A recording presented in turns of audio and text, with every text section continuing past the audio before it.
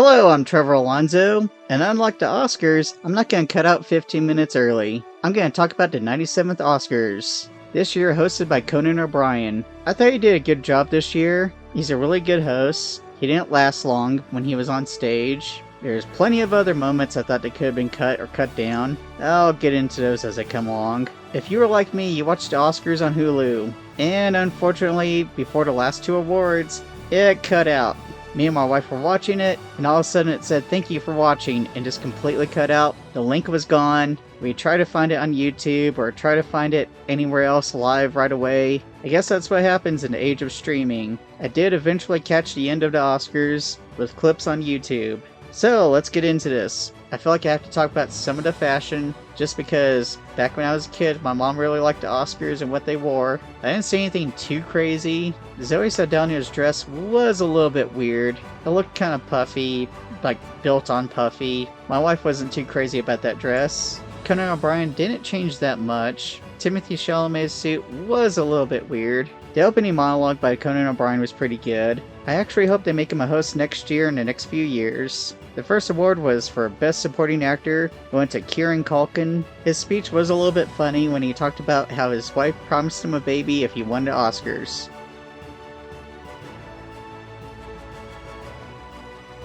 The next award was for Best Animated Film, which went to Flow. Then Best Short Animated Film, which went to In the Shadow of the Cypress. Then it was Best Costume for Wicked. I thought it was pretty funny that all the presenters came on stage and only one of them was in costume from the movie. Amy Poehler came on stage to present the awards for writing. I thought it was funny that she said, I think it was William Shakespeare that said, "Writing is a bitch." Best Original Screenplay went to Anora, while Best Adapted Screenplay went to Conclave.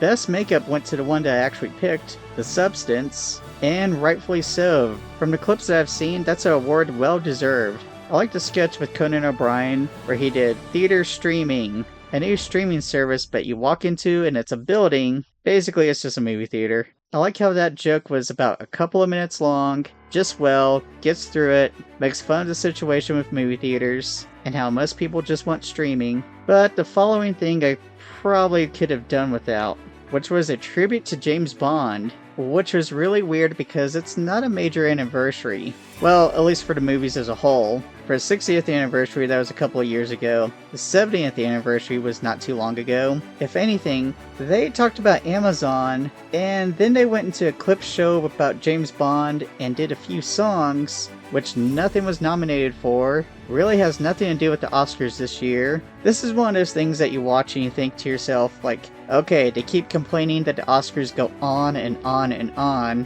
This is something they could have cut or not have done. If they were going to do this, they should have done this during the 60th anniversary, which they already did a clip show that year. And it made sense because that's a huge franchise. Here, it feels a little odd. Also that they mentioned that the Broccoli family was so heavily into the Bond films, but now they acknowledge that Amazon's taking over. Some fans have actually said this feels like more of a memoriam. Like from now on, James Bond's going to be completely different. Or kiss the old James Bond goodbye because it won't be like this anymore. This is one of those segments they should not have done at all. It went on for a while. I believe it was over 10 minutes. Next was Best Editing, went to Anora. Then Best Supporting Actress. And I did not get this one correct on my guesses. It went to Zoe Saldana. Best Production Design, which was introduced by Ben Stiller on a joke with the production design breaking down on him. The award went to Wicked. Best Song went to Emilia Perez for El Mel. And during the acceptance speech, they actually sang off stage, as if they were playing themselves off the stage. Samuel L. Jackson and Selena Gomez presented the next award. I joked to my wife that they could be crime fighters together, especially since they played the Shaft theme as they walked on stage. They presented the documentaries. Best Short went to The Only Girl in the Orchestra, while Feature went to No Other Land. Next, they acknowledged the LA firefighters, which I thought was good. This is one of those moments they could have kept in. It feels rightfully so. This is LA. It shows that they're not completely full of themselves. And it's honoring heroes. Next award went to Best Sound, which went to Dune 2. And during the acceptance speech, they cut the mic. which I thought was pretty rude. I mean, the other guys that were on there, they started to say thank you, and then as soon as the third guy went up there to say thank you, they completely cut the mic. They didn't even let him say at least thank you or like hi or anything.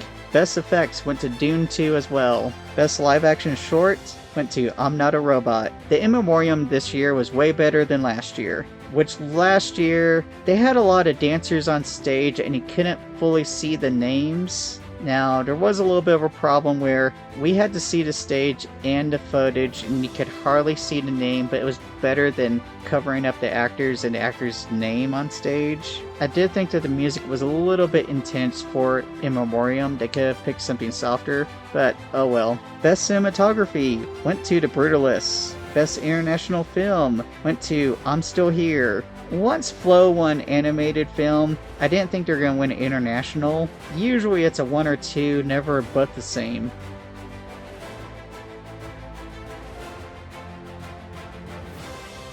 Best Original Score went to The Brutalists. Unfortunately, they cut off the composer and played him off, and he looked angry.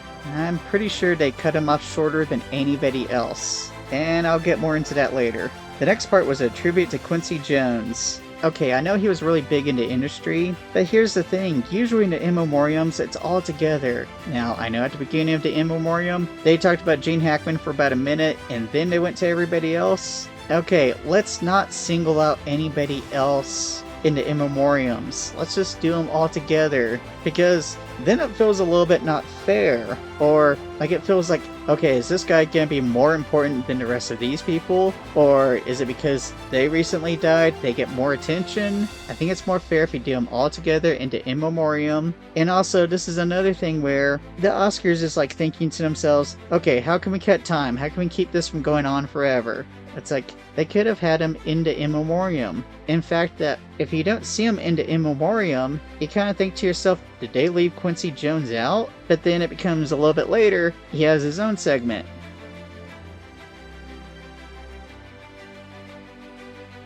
A little bit later, Conan O'Brien joked that if you're still watching this, you have Stockholm Syndrome. Next was Best Actor, which went to Adrian Brody for The Brutalists. I will really try and be as brief as possible. He gave the longest speech, to the point where he was about to be played off, and he told him, don't play me off, I've done this before, and it went even longer. I'm sure the composer for The Brutalists is thinking to himself, oh, he gets to go on for long and ever, and I get my mic cut and they just kind of push me off. And on top of that, me and my wife found pictures of backstage later on. He kissed Halle Berry again, like he did the first time he won an Oscar. And not like a peck on the cheek, but like they're making out tongue, which has to be awkward for his wife, who he thanked twice in the speech. And Focus and Universal for believing in us. And Brady and Mona for what you've done for independent film and for your beautiful spirit and for giving me space to exist in this triumph of a work. And my fellow cast. Thank you.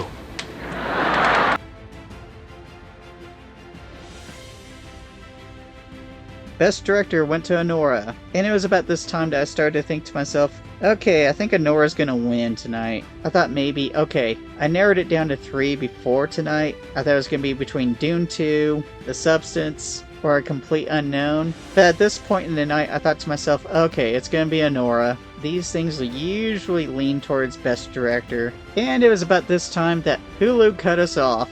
Like, there wasn't a link to continue watching or another follow-up link. It was too late to, make another fake email to get YouTube Live trial week. Because I thought to myself, by the time I do that, it's probably going to be over. And it was also getting to the point where we could just Google it and the news was coming up on Who Won Live. Now, I did see the clips on YouTube of the acceptance speeches. I didn't see any more of the hosting. I'm sure I'm going to watch it later or in the next couple of days when it pops up. Best Actress went to Mikey Madison for Anora. I really did think Demi Moore was going to win, but she didn't. I really do hope she gets more roles where she gets nominated. She is a good actress. And Best Picture went to Anora. Okay, I have to say, Hulu, come on. This is a show that always runs late. This year they kind of kept it down a little bit. For them thinking that 9:30 Central Time was gonna be running late, come on. There were times that this thing ran to like 11. I remember as a kid, my parents would actually let me stay up to watch this. Or more like my mom would let me stay up to watch this and my dad was like, whatever, I'm going to bed. And it would be like past 10 o'clock and we're like, man, this ran long. And that was it. I thought it was pretty decent for the most part. I really do hope Conan O'Brien does host again. Some of these movies I'm probably going to watch soon. And I hope next time Hulu actually lets us watch the entire thing. Did your picks get snubbed? Not all of my picks won, but that happens sometimes. Did anybody else get all the picks right? Let me know in the comments. Thank you for watching this video.